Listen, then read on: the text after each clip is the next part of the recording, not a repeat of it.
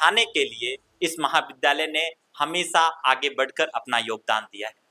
हमारे साथ डॉक्टर विश्वनाथ मिश्र वैदिक जी हैं। हम जानना चाहते हैं कि संस्कृत कितनी कठिन भाषा है और क्या खास बात है। सर, लोग अक्सर संस्कृत से पिछड़ जाते हैं। आपने संस्कृत कब से पढ़नी शुरू की और आपको कैसे मन लगने लगा इस संस्कृत में? मैं डॉक्टर विश्वनाथ मिश्र वैदिक जी, सरस्वती आदर्श संस्कृत महाविद्यालय बेगूसराय के प्रधानाचार्य के पद पर हूँ। जहाँ तक रही संस्कृत भाषा की, मैं बचपन में छठे क्लास में पढ़ता था। उसी समय में हमारे अभिभावक हमको लेके चले गए श्यामाचरण संस्कृत विद्यापीठ गुरुधाम बौंसी, जो गुरु आश्रम के तहत ब्रह्मचर्य आश्रम है, वहीं पर लेके चले गए। और वहाँ पर मैं ब्रह्मचर्य आश्रम में प्रवेश किया और वहाँ का वेशभूषा, समय सारणी, नित्य दिनचर्या, गेरुआ वस्त्र धारण करना, धोती और चादर, गंजी कुर्ता इत्यादि कुछ भी नहीं धारण करना है, सिर्फ धोती और चादर रहना है, खुला बदन रहना है। 3 बजे सुबह ब्रह्म मुहूर्त में जगना है तो जगना है। और उस समय यदि जाड़े का मौसम है तो उस समय में 1 घंटा 1.5 घंटा जो है वो उसी जगह अपने बिछावन पर ही स्वाध्याय करें।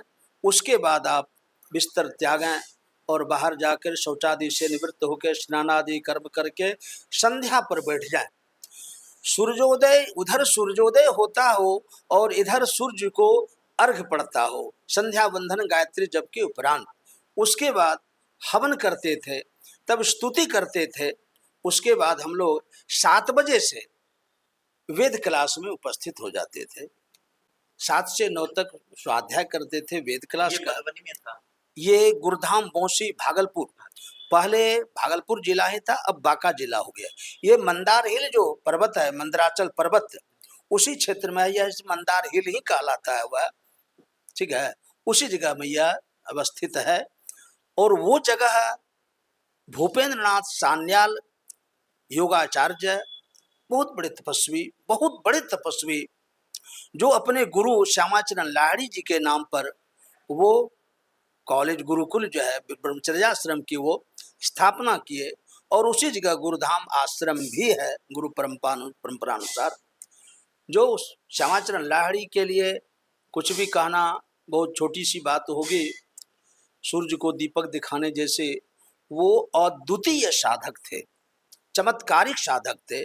उनके शिष्य हुए भूपेंद्र नाथ सान्याल, उनके शिष्य हुए ज्वाला प्रसाद तिवारी, और उसी जगह में हमारी शिक्षा और दीक्षा भी हुई। तो मैं ज्वाला प्रसाद तिवारी से भी दीक्षा लिया। तो मैं उस पीढ़ी में चौथे पीढ़ी का हूँ और वहीं पर मेरा सब कुछ हुआ। 85 तक मैं ब्रह्मचर्याश्रम में रह करके त्रिकाल संध्या, द्विकाल हवन, ये हमारा दिनचर्या था, वेद पाठ था। उसके बाद विषयानुसार अलग अलग पुस्तक, सभी ग्रंथों का अवलोकन, पढ़ाई होती थी। उसके बाद फिर वहाँ से दरभंगा गए, आचार्य किए। तो रुचि जो है, जब आप उसमें किसी भी चीज़ में, चाहे वस्तु हो, विषय हो, भाषा हो, जब आपके अंदर में अभिरुचि होगी तो वो भाषा, वो वस्तु हल्की लगने लगती है। कठिन तब लगता है जब उसको हम समझते हैं कठिन। यदि उसको हम समझें सरल है तो वो सरल है। नहीं तो इससे पूर्व भारत की तो संस्कृत भाषा ही बोलचाल की भाषा थी। आज भी तमिलनाडु, आज भी बहुत जगह है जो बोलचाल की भाषा है संस्कृत, इसलिए यह सरल है, सरस है, ठीक है। साहित्य जो है वह सरसता भी है, सरलता भी है। कारण अब शब्द शैली भी है इसमें, व्याकरण है तो वह शब्द को शुद्ध करके शुद्ध शुद्ध उच्चारण हो, शुद्ध शुद्ध लिखना हो, ठीक है, ये व्याकरण हमको देती है। और सरसता के लिए साहित्य ग्रंथ है, जो साहित्य में सरलता आ जाती है। जैसे व्याकरण में यदि वाक्य को देखा जाएगा तो कहेगा शुष्कम काष्ठम तिष्ठति अग्रे। यह व्याकरण कहता है एक सूखी लकड़ी आगे पड़ी है, ठीक है। वही साहित्य कह देता है नीरस तरवल बिलसित अग्रे। तो यह जो साहित्य में सरसता है, यह संस्कृत को जो है आप यदि चाहेंगे इसको सरल बना लें, अपने जीवन में उतार लें, तो आप आराम से उतार सकते हैं, आराम से उसको पढ़ सकते हैं। और सबसे बड़ी बात है, जो जननी है, सभी भाषाओं की जननी है। माँ तो माँ होती है, माँ अथाह होती है, माँ समुद्र होती है, माँ का पार पाना कठिन है। इसलिए सभी भाषाओं की जब जननी है संस्कृत, इसका भी पार पाना कठिन है। जो कितनी गहराई है इसमें, तो मैं जितना डुबकी लगाऊं उतना ही रत्न पाऊं। ये क्या नहीं देती है। सबसे पहले आज जो लोगों का जीवनचर्या जो है, नित्य कर्म जो है मनुष्य का, वो अव्यवस्थित हो गया है। आप संस्कृत पढ़ें, संस्कृत आपको दिनचर्या सिखा देगा। जो प्रातः काल उठना चाहिए, क्या करना चाहिए प्रातः काल उठ करके, फिर मध्याह्न कैसे करना चाहिए, शौचादि कर्म किस तरह से करना चाहिए, ये सारा संस्कृत में सविधि है। ये जीवन जीने की एक शैली है, कला है, जो इस संस्कृत में पाया जाता है। अच्छा, लेकिन लोग आरोप भी लगाते हैं कि संस्कृत से आगे जिस हम सोसाइटी में चल रहे हैं, उसमें सोसाइटी में हम नहीं चल सकते हैं अगर संस्कृत पढ़ते हैं तो, क्योंकि ये सिर्फ ब्राह्मणों की भाषा रह गई, जो कर्मकांडी है उनकी भाषा रह गई संस्कृत। यदि यह ऐसा लोग कहते हैं जो संस्कृत ब्राह्मणों की रह गई, शायद या रिटायर कर गए होंगे या वो होंगे भी। जवाहरलाल नेहरू में संस्कृत के हेड ऑफ द डिपार्टमेंट जो है वो ब्राह्मणेतर है, मुसलमान है, ठीक है। और अभी राष्ट्रीय संस्कृत संस्थान में मुसलमान ही थे जो गीता सतत पास रखते थे, जिनको डॉक्टर शंकर दयाल शर्मा शास्त्री का उपाधि दी। तो ये किसी का नहीं है, लेकिन होता क्या है, आप हम एक बना देते हैं। यदि संस्कृत भाषा ब्राह्मणों की है तो सिर्फ ब्राह्मण संस्कृत जानते हैं, वो अंग्रेजी हिंदी नहीं जानते हैं, मिथ नहीं जानते हैं, साहित्य नहीं जानते हैं, हिंदी नहीं जानते हैं, सब कुछ जानते हैं। इससे पहले भी आपको यदि कहें जो ब्राह्मणों के लिए भाषा है, यहाँ पर संपूर्णानंद में धर्मशास्त्र के विभागाध्यक्ष थे।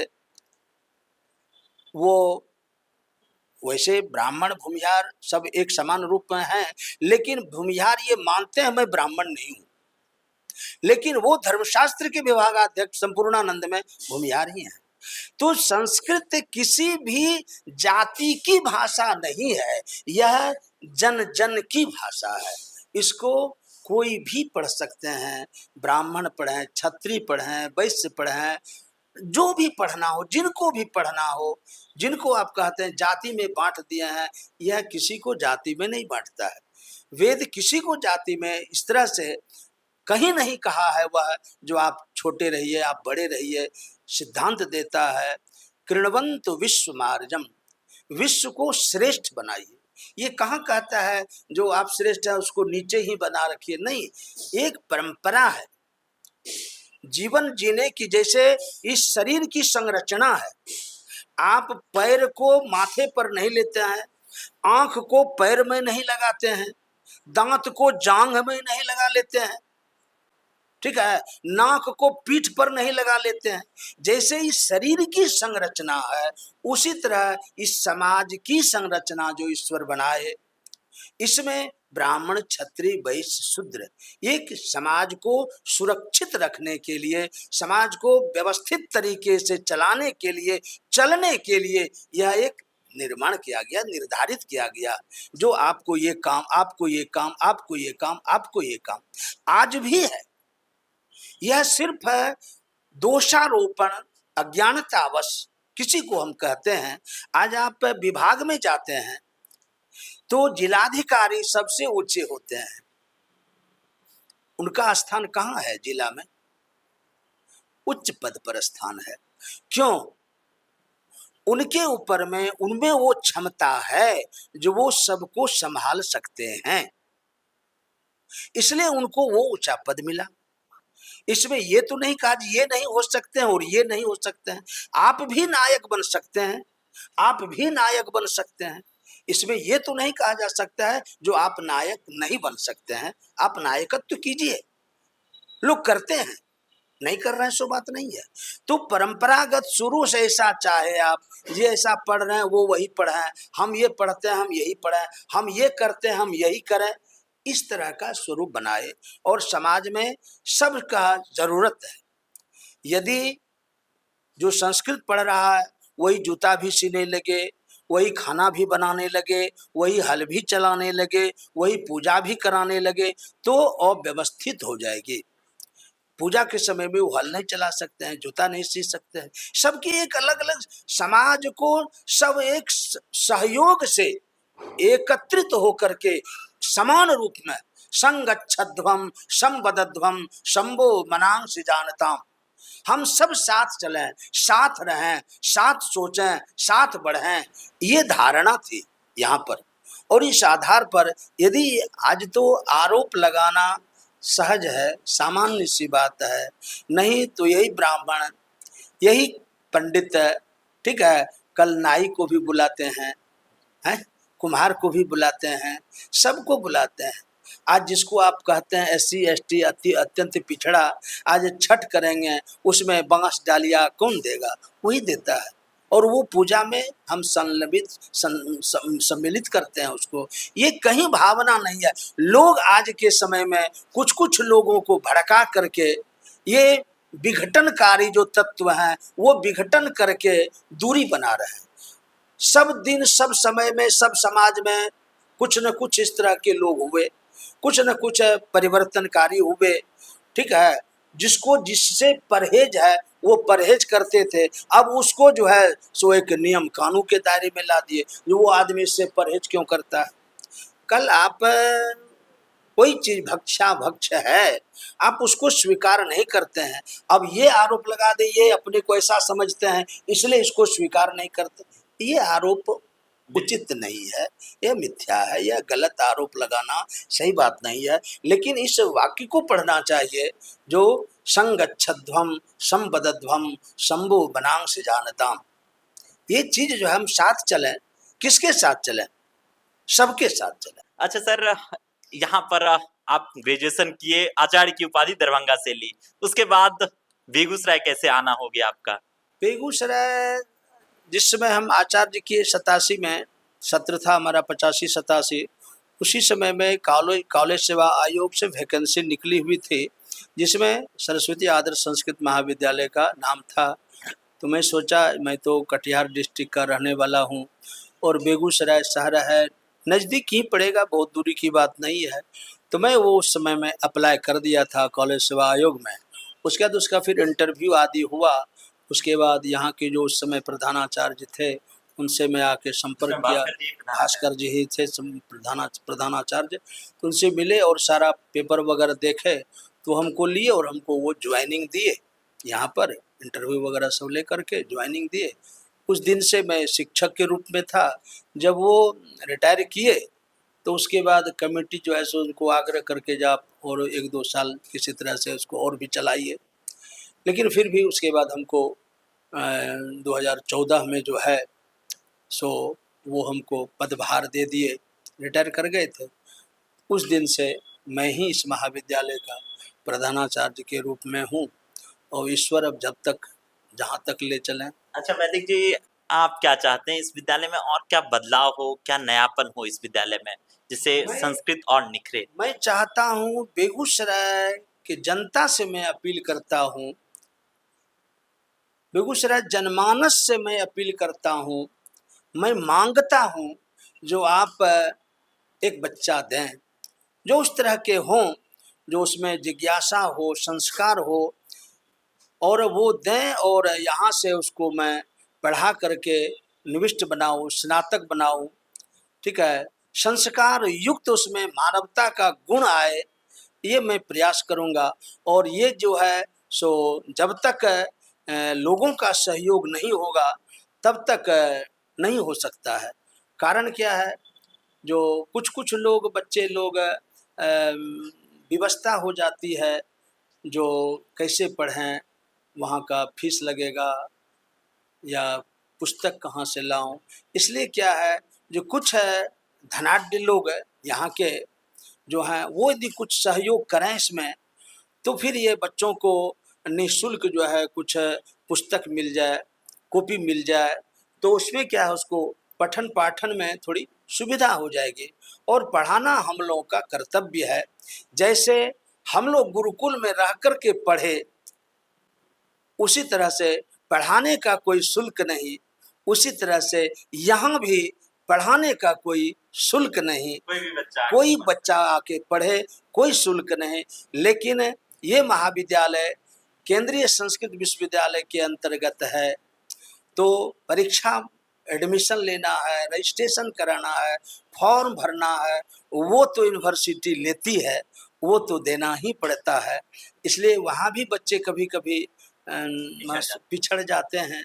तो यही है, यदि कुछ न कुछ सहयोग होता रहे, या मान के चलिए उसको पुस्तक ही अवेलेबल हो जाए, तो इससे पहले मैं आग्रह किए थे मटिहानी विधायक से, राजकुमार जी से, जो राजकुमार जी कुछ हमारे महाविद्यालय को वो पुस्तकों के लिए, छात्रों के लिए वो आश्वासन दिए हुए हैं, और हम लोग जा कर के उनको पुस्तक का सूची भेंट करेंगे, और वो बोले हैं जो मैं आप लोगों को मंगा दूंगा।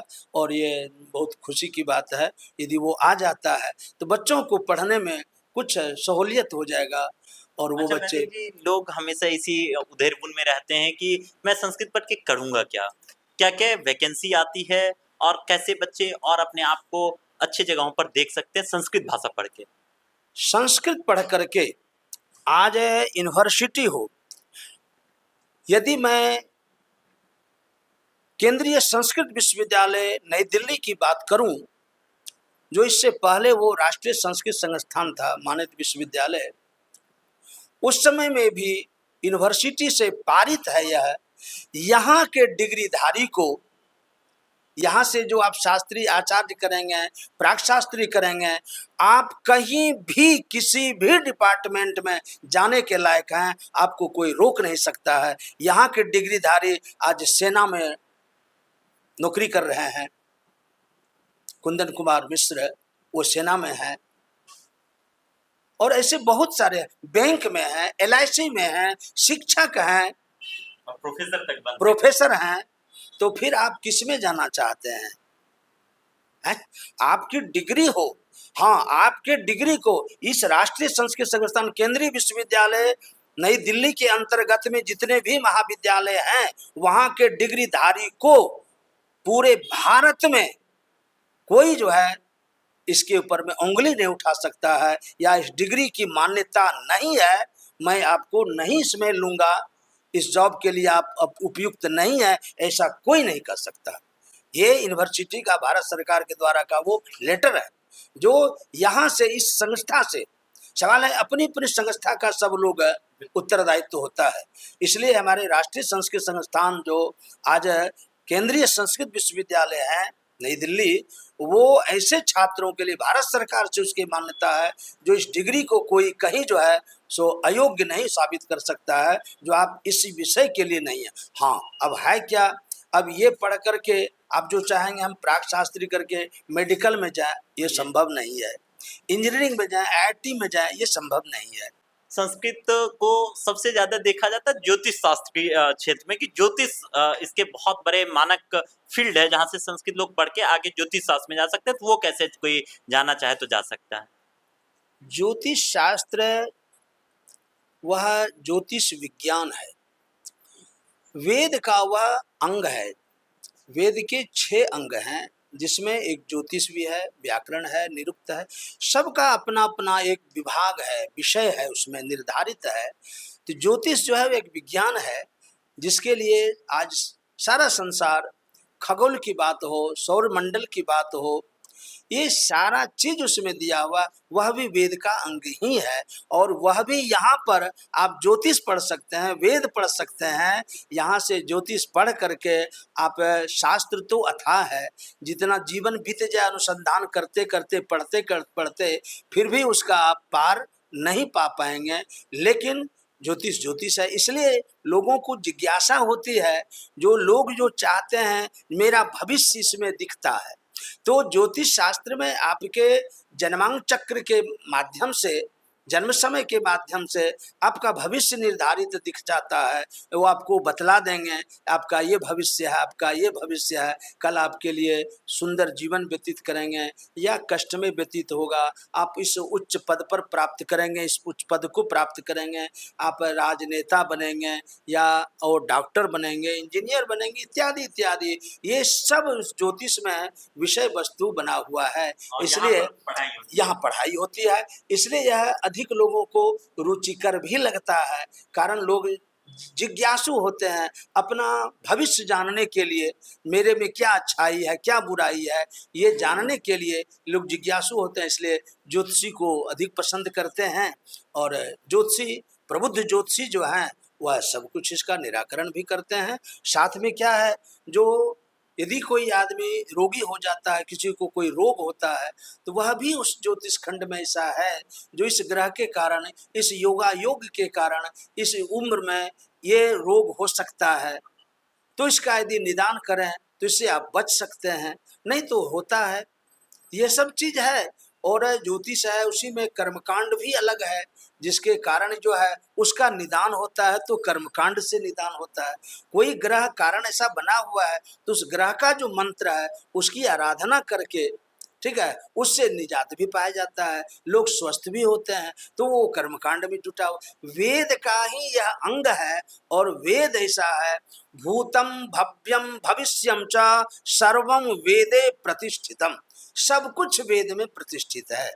इसलिए आज लोग देश हो विदेश हो अनुसंधान करते हैं वेद पर, धर्मशास्त्र पर, गीता पर, ज्योतिष पर, और नहीं कहना चाहिए अन्य किसी भी ग्रंथों पर कोई अनुसंधान नहीं होता है, कोई गवेषणा नहीं होती है, कारण इसमें वो चीज है, इसलिए खोजते हैं। जहां आपको मिलता है वही ढूंढते हैं आप, तो इसमें मिलता है लोगों को, भूतकाल का, भविष्य काल का, वर्तमान काल का, सब कुछ इसमें मिलता है, इसलिए इसमें लोग ढूंढते हैं। यह तो अनंत शास्त्र है और इसको जरूर पढ़ना चाहिए, चाहे आप डॉक्टर ही बने, इंजीनियर ही बने, प्रोफेसर ही बने, किसी भी चीज़ों का, लेकिन आप संस्कृत का स्वाध्याय करें और साहित्य, सद साहित्य का अवलोकन करें, अध्ययन करें,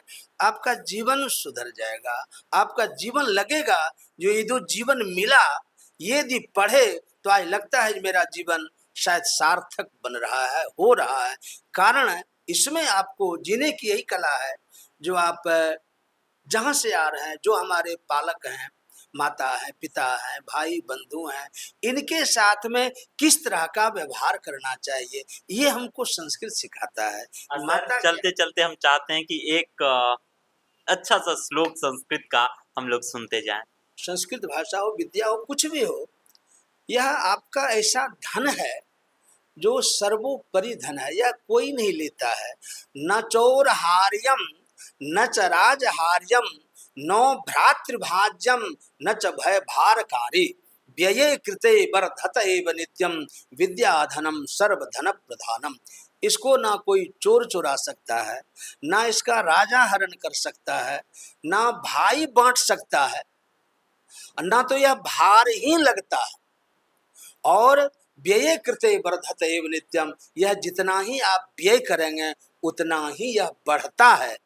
रुपया यदि 100 है उसमें खर्च कर दें 10-20 तो वो 100 नहीं रहेगा, घट जाएगा। लेकिन ये विद्या धन ऐसा है, यदि आज 100 था मेरे पास, उसे कुछ खर्च किए हैं तो 105 हो जाएगा, 110 हो जाएगा, ये प्रतिशत हो जाएगा। तो विद्या धनम सर्वधन प्रधानम, सभी धनों से श्रेष्ठ है विद्या धन। इसलिए विद्या के प्रति लोगों को, स्वाध्याय के प्रति लोगों को, पढ़ाई के प्रति लोगों को जरूर जागरूक बनना चाहिए, जागरूक होना चाहिए और इस पर अभिभावक भी अपने बच्चों को जरूर जागरूक बनावें, जरूर पठन पाठन का स्वाध्याय के लिए जरूर भेजें।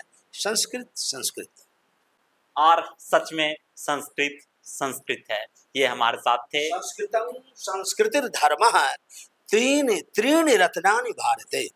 संस्कृतम संस्कृतिर्धर्मः त्रीणि रत्नानि भारते। यह 3 रत्न है। बिल्कुल संस्कृत संस्कृत है। और ये हमारे साथ थे इस बार शिक्षक दिवस विशेषांक में संस्कृत महाविद्यालय के प्रधानाचार्य डॉक्टर विश्वनाथ मिश्र वैदिक जी। बहुत बहुत धन्यवाद सर समय देने के लिए। Thank you.